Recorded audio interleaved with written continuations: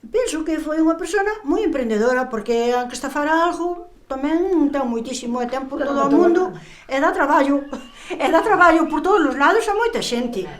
Aunque non faja ninguén rico, que se fixere el máis que nadie, hai moita xente que vive con el algo, porque é mellor vivir con algo que sin nada. Eu non digo nada, non podo criticar, porque non conozco para poder falar moito.